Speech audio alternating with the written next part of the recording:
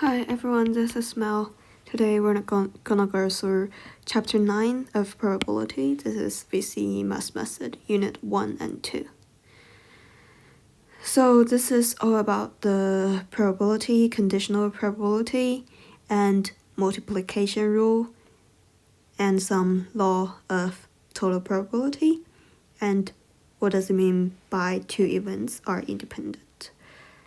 Okay, let's go through bit by bit. So a probability is a numerical measure of the chance of a particular event occurring and may be determined experimentally or by symmetry. So probability is a chance that something is gonna happen. For example, is it gonna rain tomorrow? So if the rain forecast say it's 40%, then that means is 40% of chance that's a particular event, which is it gonna rain tomorrow. Yeah, that's a probability. What does it mean? And whatever method is used to determine the probability, the following rules will hold. So these are kind of basic rules. For example, we have all probability between 0 and 1 for all events. A belongs to epsilon. So let's still talk about the raining probability. So it may not rain tomorrow, which the probability is 0. It may definitely rain tomorrow, so the probability is 100% or it's 1. So it can be 0, it can reach 0, it can reach 1, but it can never be a negative probability. So prob is not negative and is not greater than 1. So it does not make any sense if a probability is greater than 1. Okay, so the probability of epsilon is 1. So epsilon means, for example, if let's still talk about the rain. So whether it rain or not rain tomorrow.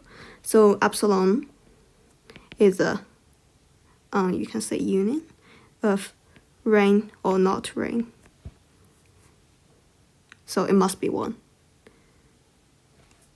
So the sum of the events, if we talk about rain, then it's rain or not rain, must be 1. The sum must be 1. And the probability of an empty set, so this means empty set, is 0. The probability of A prime is equal to 1 minus A, where the A prime is a complement of A. So still about raining, if let's denote A is to rain, then the A prime is not raining.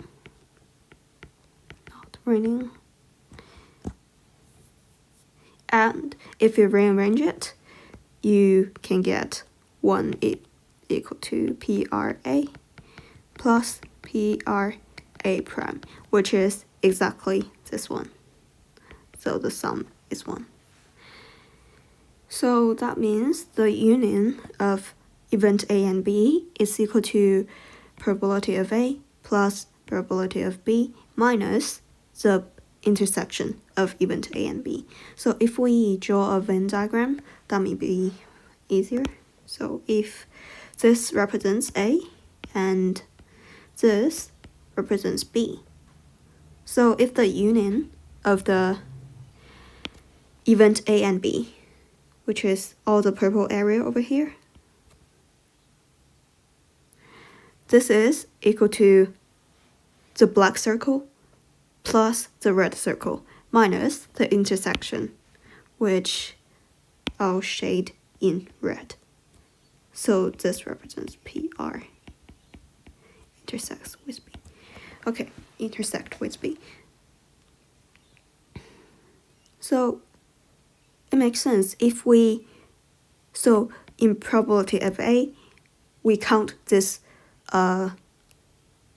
shaded area of the red pen once, and in the probability of B, we count it another time. So we need to minus the shaded area again to make the shaded area to be counted as once.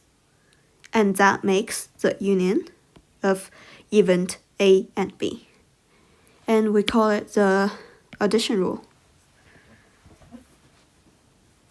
Okay, let's move on. The probability associated with combined events are sometimes able to calculate more easily than probability table.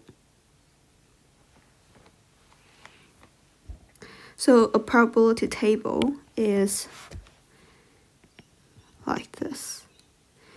If we have event A prime, B prime, then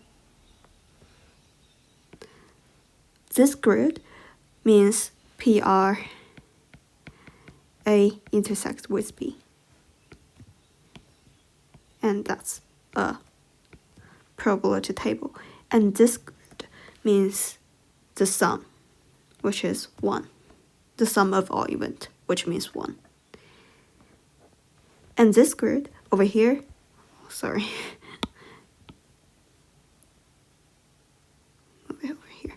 So this one means the probability of A, PR A.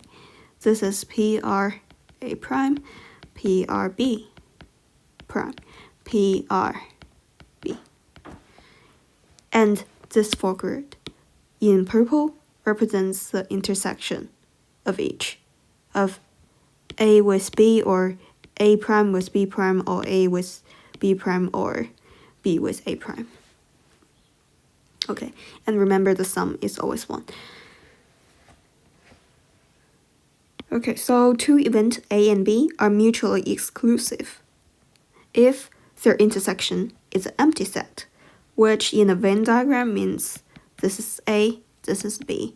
They do not touch each other, they do not intersect with each other. If event A and B are mutually exclusive, then the intersection probability is 0, which is true because they never intersect, and the union is PRA plus PRB because the PRA intersect with B, this part, is equal to 0.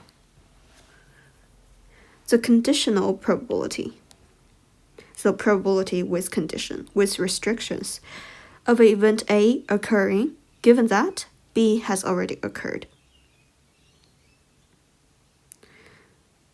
So this condition means B already occurred,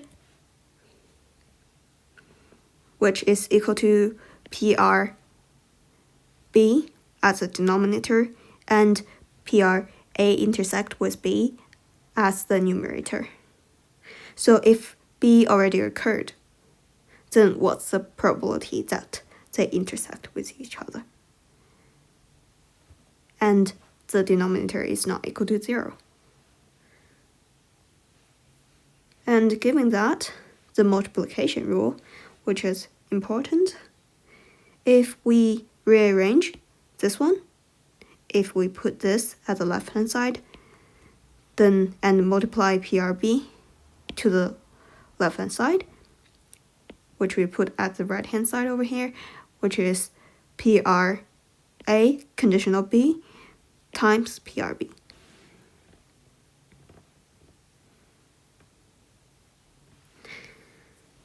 The probability associated with multi-stage experiment can be calculated by constructing an appropriate tree diagram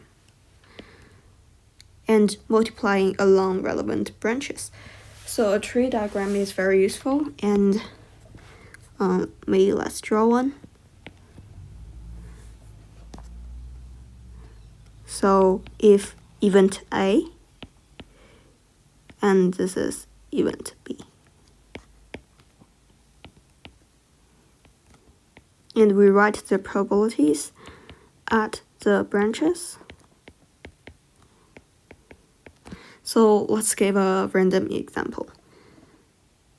So if it's gonna rain tomorrow, and that's A. So A is whether or not to rain tomorrow, and with 70% to be rain and 30% not rain. And if you take an umbrella, if it rain. If you do not take an umbrella, if it rain. If it does not rain and you take an umbrella, and it does not rain, you don't take an umbrella. So that's two events, whether you take umbrella as B and whether it rain or not as A. And you can calculate each of the intersections by multiplying, for example, 0.3 times 0.6, which you can get a final answer. So that's called a multi-stage experiment, and it's very useful to do a tree diagram.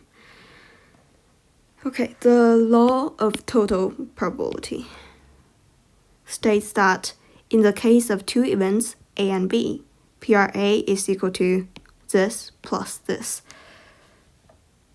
So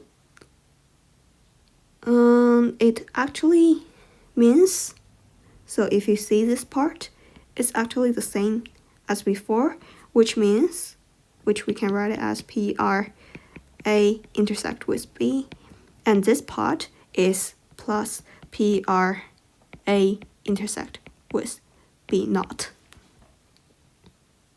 So it actually kind of makes sense. So the probability of A is equal to A intersect with B plus A do not intersect with B. Let's also draw a Venn diagram. So this is B. So the purple part is not intersecting with B. So this part is PRA intersect B naught. So B naught means any area that is outside the circle B. And the other part, which I shade in red, is PRA intersect with B. And both part, the sum of both part is equal to PRA. Yeah, that's it. And if two events A and B are independent, so the conditional so if A and B are independent, then conditional probability does not have an effect over here. So the PRA conditional B is equal to PRA. So in other case, PRA cross with B is equal to PRA times PRB, because this part becomes PRA. That's what I mean by independent. So the conditional does not apply. So whether B have happened or not does not affect the probability of A.